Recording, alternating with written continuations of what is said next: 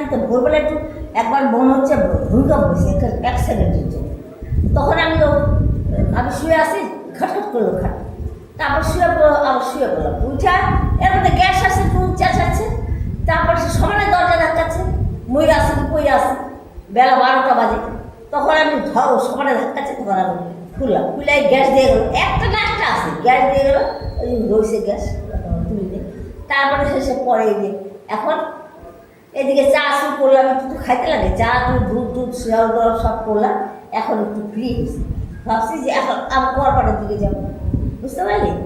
আর কি বৃষ্টিটাই হচ্ছে রে, মানে পাগল করে দিল বৃষ্টিটা, পাগল করছে।